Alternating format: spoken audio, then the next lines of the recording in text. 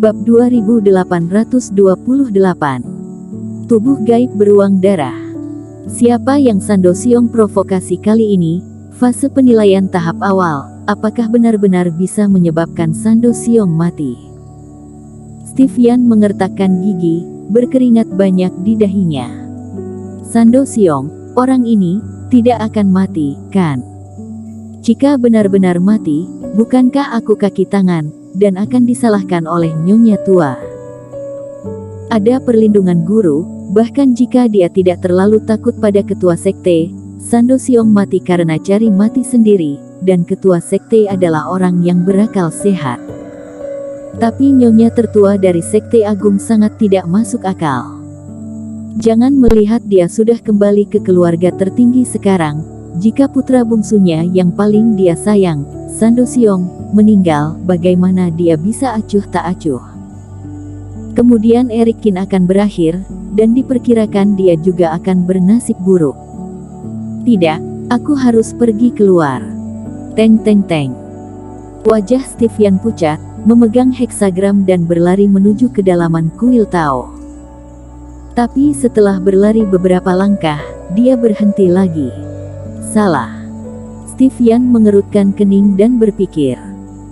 Bencana besar belum tentu kematian. Sando Siong memiliki identitas seperti itu. Dia memiliki banyak benda penyelamat jiwa, tidak mudah baginya untuk mati. Selain itu, membocorkan rahasia akan menghadapi serangan balasan dari surga. Jika dia mengganggu hasilnya, itu dapat memengaruhi bakatnya di masa depan. Steve Yan tiba-tiba berwajah masam. Dalam hatinya, dia memarahi Sando Siong dan Eric Kin 100 kali. Sando Siong, bajingan ini, kenapa dia selalu suka memprovokasi orang lain? Dan siapa sebenarnya Eric Kin, yang memiliki kekuatan untuk membunuh Sando Siong? Guru meminta dirinya untuk tidak berubah ekspresinya biarpun gunung ambruk di hadapannya, ini sangat sulit baginya. Lihat dulu untuk memahami apa yang terjadi.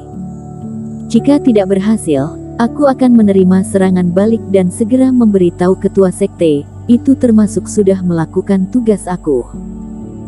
Jika tidak ada masalah besar, aku hanya akan membuka satu mata dan menutup yang lain.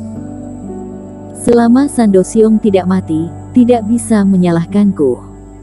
Steve Yan mengertakkan gigi dan berpikir lama, dan akhirnya menginjak kakinya dan kembali ke aula.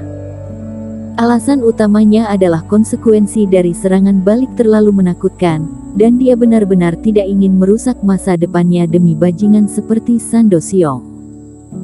Kemudian dia mengobrak-abrik lemari dan mengeluarkan cermin perunggu. Itu adalah mantra rumit lainnya. Cermin perunggu melayang ke atas, dan seberkas cahaya meletus darinya dan jatuh ke udara, membentuk sebuah gambar. Di pegunungan tandus, Sando Siong sudah sampai. Melihat ini, Steve Yan mengepalkan tinjunya dan menatap dari dekat. Sando Siong, orang ini sangat cepat kali ini. Pada saat yang sama, Eric Kin di sebuah gua di perut gunung tinggi juga membuka matanya. Dia baru saja selesai melatih mangkuk pemanggil roh, dan pihak lain datang. Bang! Dan kemudian, gunung itu bergetar untuk sementara waktu. Di gua tempat Eric Kin berada, debu berjatuhan, gunung bergetar dan raungan berlanjut. Yang bermarga Kin, keluar. Dengan teriakan kencang Sando Siong, jelas bahwa pihak lain telah menemukan perkiraan lokasi Eric Kin. Di atas udara, Sando Siong terus-menerus membombardir tanah. Eric Kin telah mempermalukannya sebelumnya dan hampir melukainya dengan serius. Jadi kali ini, Sando Siong tidak berencana untuk buru-buru turun mencari, jangan-jangan dia akan disergap oleh Eric Kin. Akibatnya, Reiki jatuh satu demi satu, seperti meteorit yang jatuh ke tanah satu demi satu. Di bawah pengeboman hebat Sando Siong, gunung yang menjulang tinggi telah hancur sepertiga. Asap dan debu ada di mana-mana, batu-batu besar berjatuhan, dan dalam radius 10 mil terlihat kehancuran. Hus! Dalam asap dan debu di bawah, sesosok tiba-tiba terbang. Kamu akhirnya keluar. Sando Siong memandang Eric Kin dengan dingin, dan menghentikan pemboman. Sando Siong, kamu dan aku tidak bermusuhan bebuyutan, kamu begitu terobsesi membunuhku. Eric Kin mengerutkan kening. Sejujurnya, sirkuit otak pihak lain sulit untuk dipahami. Ketika Sando Siong bertemu dengannya, dia selalu terlihat marah, seolah-olah dia telah mempermalukan pihak lain. Tapi nyatanya, pertama kali bertemu Sando Siong yang memprovokasi dia duluan, dan dia tiba-tiba bergerak, dia hanya mempermalukan dirinya sendiri. Kemudian, selama perburuan, Eric Kin menjebaknya, dan itu juga kesalahannya sendiri. Mengapa orang ini merasa seperti dia telah menggertaknya? Hehe, kenapa? Berarti kamu takut? Sando Siong mencibir. Keraguan Eric Kin, menurutnya, tidak menjadi masalah sama sekali. Dia adalah tuan muda sekte beruang darah, cucu dari keluarga Lu dari keluarga sekte tertinggi. Siapa Eric Kin? Merupakan suatu penghinaan untuk berani menolak dirinya dan melawan dirinya. Tidak takut juga. Eric Kin menggelengkan kepalanya. Tapi kamu melarikan diri dengan menggenaskan sebelumnya, dan untungnya tidak mati. Kamu tidak pergi jauh, malah berani datang kali ini. Apakah kamu begitu ingin memberikan hidupmu padaku?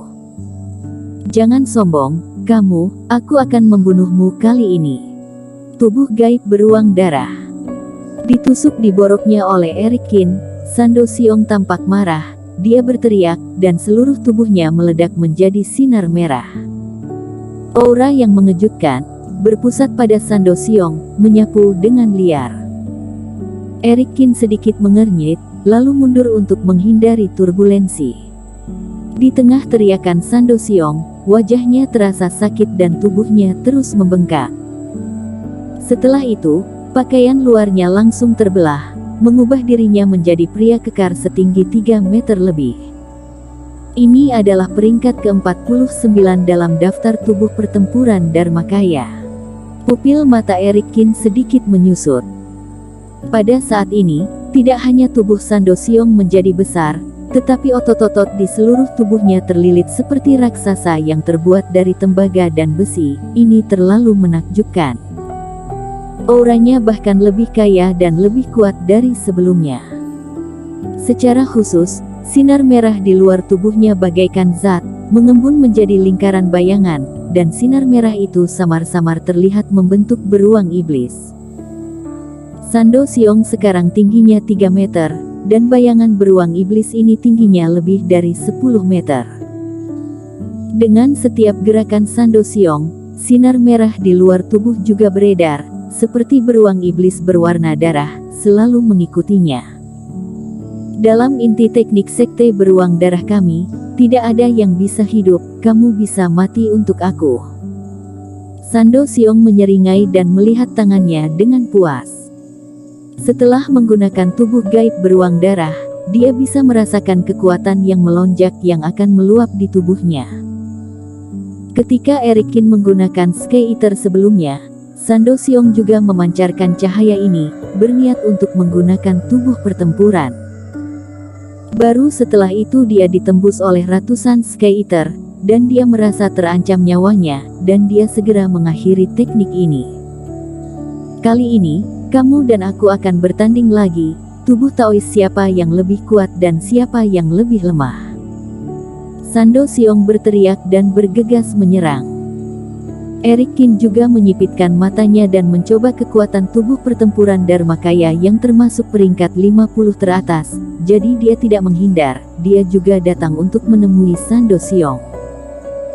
Kedua kultivator fase penilaian ini tidak menggunakan teknik abadi, melainkan membentur dengan kekuatan fisik. Dan kali ini dengan dua tinju bertabrakan lagi, Eric Kin langsung merasakan perbedaan kekuatan Sando Siong. Jika gaya tinju Sando Siong seperti aliran sungai kecil sebelumnya, maka sekarang menjadi sungai yang deras. Bang! Dengan kedua tinju membombardir, tubuh Eric Kin bergerak mundur, tetapi Sando Siong tertahan di tempatnya, tidak bergerak sama sekali. Hahaha, kamu lemah seperti semut sekarang.